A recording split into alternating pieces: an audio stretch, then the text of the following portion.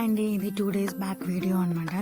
Full చికెన్తో దమ్ పెట్టుకున్నాను, చాలా బాగుంది. ఇది నా స్టైల్లో హోల్ చికెన్ నీట్గా క్లీన్ చేసుకున్నాక కారము, ఉప్పు అండ్ గరం మసాలా ఇది నేను వేసుకున్నాను, ఆల్రెడీ ఒక వీడియోలో పెట్టాను. అండ్ అల్లం వెల్లుల్లి పేస్టు, కొంచెం ఆయిల్, కర్డ్ కూడా యాడ్ చేసుకొని బాగా మిక్స్ చేసుకొని దీన్ని మొత్తం నీట్గా మన చికెన్కి మొత్తం అప్లై చేసుకోవాలి. దీన్ని ఒక ముందు రోజు నైట్ అప్లై చేసుకుని ఫ్రిడ్జ్లో పెట్టుకుంటే బాగుంటుంది. బట్ నాకు టైం లేక అప్పటికప్పుడు ఒక జస్ట్ 15 minutesలో చేశాను. ఇదంతా కోడిని నీట్గా కట్ చేశాను, సగం మధ్యలో పాటల్లో గంటలు పెట్టుకున్నాను, ఘాట్లు పెట్టుకొని, అంటే మసాలా అది బాగా వెళ్తుంది కదా. నిజంగా టేస్ట్ బాగుంది. మీకు నచ్చితే మాత్రం ప్లీజ్ లైక్ చేయండి, షేర్ చేయండి, సబ్స్క్రైబ్ చేసుకోవడం మర్చిపోకండి. ఇప్పటి వరకు సబ్స్క్రైబ్ చేసుకున్న అందరికీ చాలా చాలా థ్యాంక్స్. చికెన్ని నీట్గా మ్యాగ్నేట్ చేసుకున్నాను.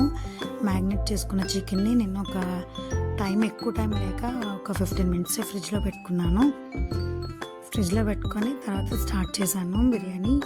టేస్ట్ మాత్రం హోటల్ స్టైల్లో వచ్చిందండి. ఫస్ట్ టైం నేను ట్రై చేయడం చికెన్ మొత్తం కలిపి.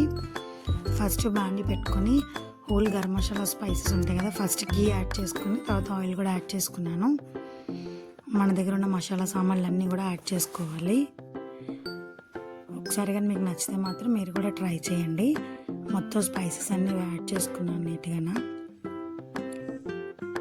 ఇక్కడ సోంపు, జీలకర్ర వాడాను. అండ్ దీనికి టేస్ట్ ఎండుమిరపకాయలేనండి. దమ్ నిజంగా చాలా బాగా వచ్చింది. ఆనియన్స్ చాలామంది బాగా రోస్ట్ చేస్తారు, అవసరం లేదు, లైట్ బ్రౌన్ కలర్లోకి వస్తే చాలు. తర్వాత పచ్చిమిరపకాయలు, అల్లం వెల్లుల్లి పేస్ట్ కూడా యాడ్ చేసుకున్నాను. ఇప్పుడు మనం మ్యాగ్నేట్ చేసుకున్నాం కదా ఫ్రిడ్జ్లో, దాన్ని కూడా యాడ్ చేసుకొని నీట్గా కాసేపు మూత పెట్టేసి, కొంచెం మసాలా మిగిలింది కదా దాన్ని కొంచెం యాడ్ చేసేసుకున్నాను పైన. తర్వాత పైన పుదీనా అండ్ కొత్తిమీర కూడా యాడ్ చేసుకున్నాను. కాసేపు మూత పెట్టేసి వదిలేసి ఇంకొక పక్కన రైస్ జస్ట్ 60% బాయిల్ అయ్యేటట్టు రైస్లోకి కొంచెం సాల్ట్, గరం మసాలా సామాన్లు, బిర్యానీ ఆకు కూడా యాడ్ చేసుకుని రైస్ ఉడికిపోయిన తర్వాత పక్కన పెట్టేశాను. చూసారా, చికెన్ని మళ్ళీ ఇంకో పక్కకు కూడా రొటేట్ చేశాను, బాగా బాయిల్ అయిపోయింది. ఇందులోకి మనం సగం బాయిల్ చేసాం కదా బాస్మతి రైస్, ఆ రైస్ని కూడా యాడ్ చేసుకోవాలి నీట్గా.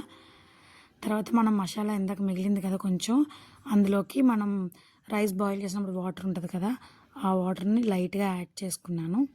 ఎందుకంటే రైస్ ఆల్రెడీ బాయిల్ అయిపోయింది, చికెన్ కూడా బాయిల్ అయిపోయింది కదా, మనం ఎక్కువ క్వాంటిటీ వాటర్ యాడ్ చేయవలసిన లేదు. దీనిపైన గీ యాడ్ చేసుకుని లైట్గా నిమ్మరసం, కొత్తిమీర, పుదీనా యాడ్ చేసుకున్నాను.